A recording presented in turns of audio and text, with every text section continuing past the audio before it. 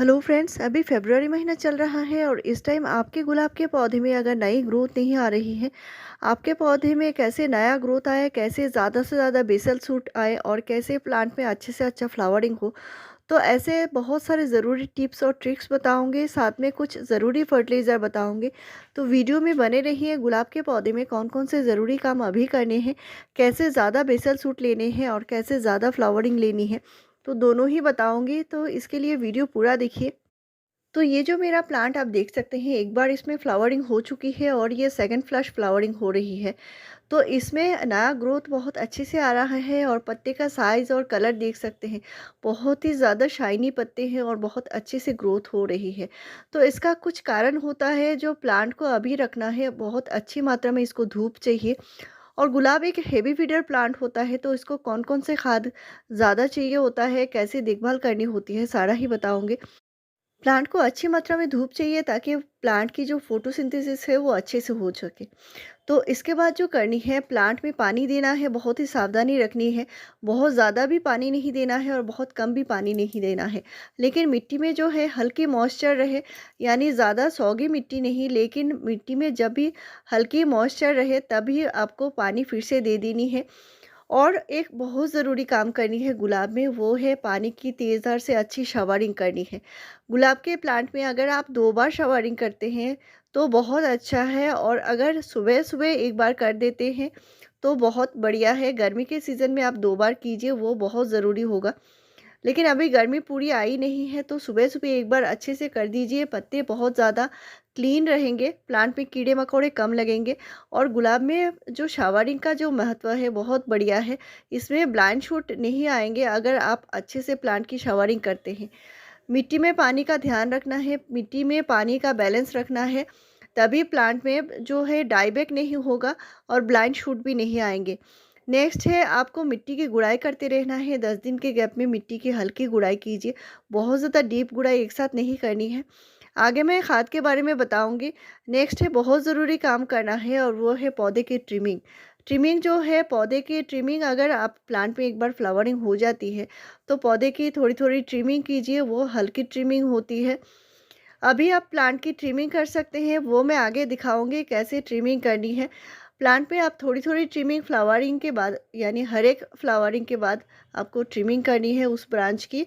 और नेक्स्ट जो करनी है, प्लांट की अच्छे से फीडिंग करनी है। तो ट्रिमिंग करने के लिए ऐसा प्लांट है, जो प्लांट आपका बहुत ज़्यादा पुराना हो चुका है, उसमें आप थोड़ा ज़्यादा ट्रिमिंग अभी भी कर सकते हैं, क्योंकि इससे क्या होगा, प्लांट में बहुत जल्दी से बेसल्स अच्छे से आएंगे। और वो एक ट्रिक होता है प्लांट में अच्छी बेसल्स लेने का। प्लांट में अगर आप फ्लावरिंग चाहते हैं तो बहुत ज़्यादा बेसल्स आपको नहीं मिलेगी, लेकिन अगर आप फ्लावरिंग थोड़ा कम करेंगे, यानी 1-2 फ्लावर लेते हैं प्लांट में और बेसल ज़्यादा चाहते हैं, तो प्लांट की थोड़ी सी ज़्यादा करके ट्रिमिंग करनी होगी। तो मेरे प्लांट छोटे से पॉट में लगे हैं और ये बहुत ज़्यादा पुराना नहीं है, इसमें फ्लावरिंग हो चुकी है और मैंने थोड़ी थोड़ी इसकी ट्रिमिंग भी कर दिया है।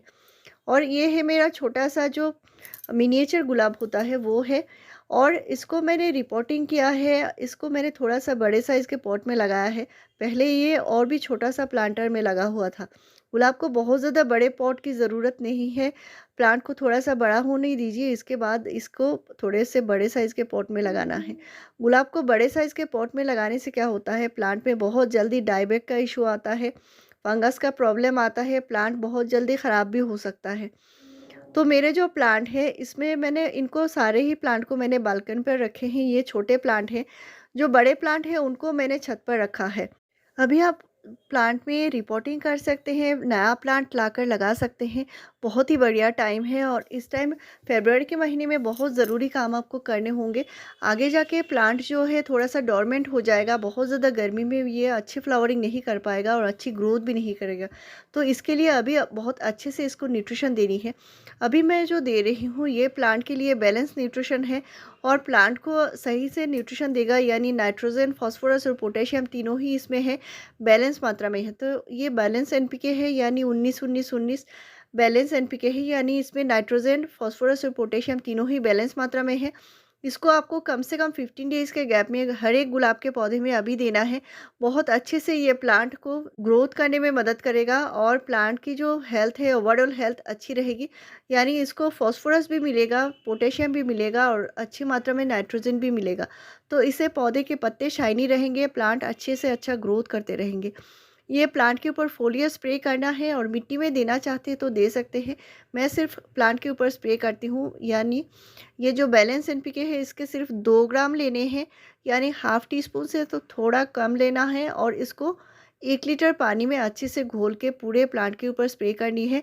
गुलाब के पौधे में, यानी आपके हर एक इंग्लिश गुलाब के पौधे हों या देसी गुलाब हो, सभी में आपको कम से कम महीने में 2 बार आपको इसका स्प्रे करना है। नेक्स्ट है, प्लांट में बहुत अच्छी मात्रा में आप बेसल चाहते हैं, प्लांट की ओवरऑल हेल्थ अच्छी बने और आगे जाके ये बहुत ही बढ़िया से फ्लावरिंग करे, तो इसके लिए प्लांट की अभी थोड़ी थोड़ी ट्रिमिंग कर सकते हैं। अभी बहुत ज़्यादा गर्मी नहीं है और फेब्रुअरी चल रहा है, तो ये काम आप फेब्रुअरी महीने में ही कर लीजिए। आपको इसके बाद नहीं करना है, यानी गर्मी आ जाएगी तो इस टाइम आपको ट्रिमिंग नहीं करनी है। तो मैं थोड़ा सा ज़्यादा करके कर रही हूँ। इससे क्या होगा, प्लांट में जो है नया ग्रोथ फिर से आ जाएगा और प्लांट में बेसल्स भी अच्छे से आएंगे। तो ये बेसल्स लेने का एक ट्रिक होता है। तो आपका प्लांट छोटा है, नया प्लांट है, तो उसमें इतना ज़्यादा ट्रिमिंग की ज़रूरत नहीं है। एक बार फ्लावरिंग के बाद 1 या 2 इंच की कटाई छटाई कर दीजिए। यानी जो जिस प्लांट पे फ्लावरिंग हुई है उस टाइम में 1-2 पत्ते छोड़कर आप थोड़ा सा कटाई कर दीजिए, उतना ही काफ़ी है। लेकिन जो बड़े प्लांट होते हैं उनमें थोड़ा ज़्यादा करके कर सकते हैं। तो अभी मैं पौधे में न्यूट्रिशन देने वाली हूँ, जिससे पौधे में बहुत जल्दी से नया ग्रोथ आएगा और बहुत सारे नए बेसल्स आएंगे और प्लांट में जो है बहुत अच्छे से जो न्यूट्रिशन मिलेगा, तभी प्लांट में अच्छे से फ्लावरिंग भी होगी। तो ये जो खाद है आपको जो गुलाब के पौधे में फरवरी महीने में ज़रूर से देना है, ताकि पौधे जो हैं बहुत ज़्यादा हेल्दी बने, हेल्दी ग्रोथ करे और फ्लावरिंग करे। इसके लिए मैंने मिट्टी में पानी नहीं दिया है और मिट्टी थोड़ी सी सूख चुकी है और इसके बाद ही खाद देनी है। तो हल्के से गुड़ाई करके मैं थोड़ा सा मिट्टी हटा रही हूँ और पॉट के साइड साइड में ही न्यूट्रिशन देना होता है। तो गुलाब की जो जड़ें हैं उनको अच्छे से न्यूट्रिशन मिलने के लिए जो खाद मैं दूंगी, उसके साथ आपको जो करना है वो है, आपको कम से कम महीने में 2 बार आपको फंजीसाइड ज़रूर देना होगा।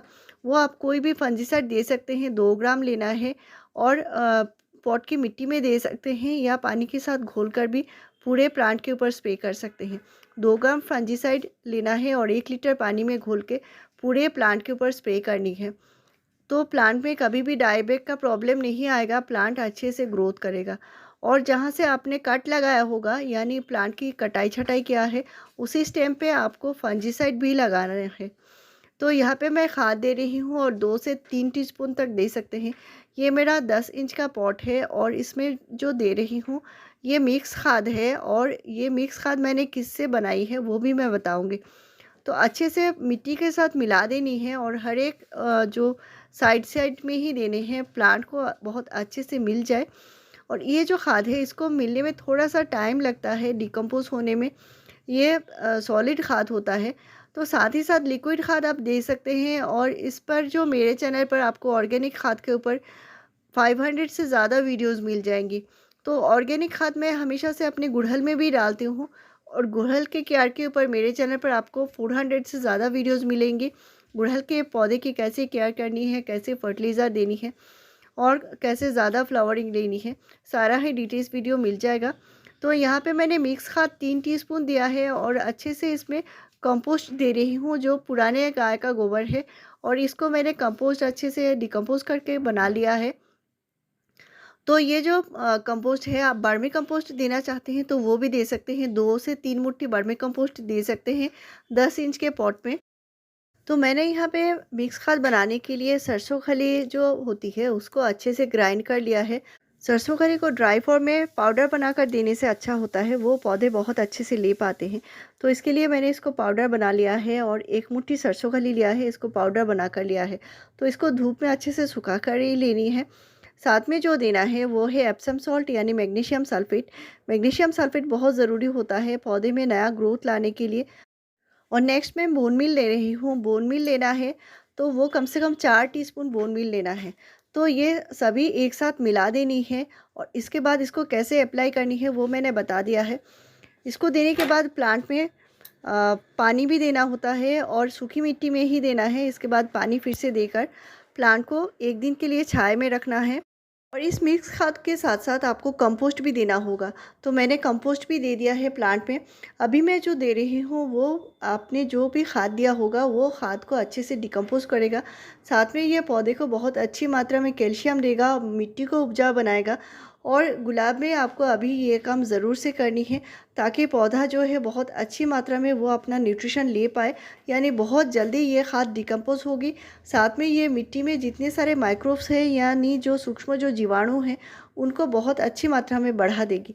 तो इसके लिए मैंने 1 टीस्पून जो लिया है वो है घर की जो खट्टी दही होती है, पुरानी जो दही है वो उसको मैंने लिया है 1 टीस्पून और अच्छे से इसको फेंट लिया है। और इसको अच्छे से घोलकर पानी के साथ अच्छे से डाइल्यूट करना है। ये कैल्शियम का बहुत ही अच्छा सोर्स होता है और पौधे में देने से क्या होगा, वो बहुत जल्दी डिकम्पोज़ होगा जो न्यूट्रिशन हमने दिया है, और पौधे बहुत अच्छे से इनको ले पाएंगे और बहुत जल्दी ये पौधे में एब्ज़ॉर्ब हो जाएगी। तो इसको कैल्शियम का स्रोत भी कह सकते हैं और ये न्यूट्रिशन का ख़जाना है। तो आपके पास अगर कैल्शियम नाइट्रेट है तो पौधे में वो भी दे सकते हैं। कम से कम 1 पिंच करके आपको देना है। कम से कम 15 डेज़ के गैप में एक बार कैल्शियम नाइट्रेट 1 पिंच मिट्टी में दे सकते हैं। इससे पौधे में कैल्शियम की ज़रूरत पूरा होगा और पौधे में जो है नया ग्रोथ यानी नया जो बेसल है बहुत जल्दी से आएंगे। तो ये सारे ही टिप्स और ट्रिक्स मैंने बता दिए हैं। वीडियो कैसा लगा फ्रेंड्स मुझे कमेंट करके ज़रूर बताइए।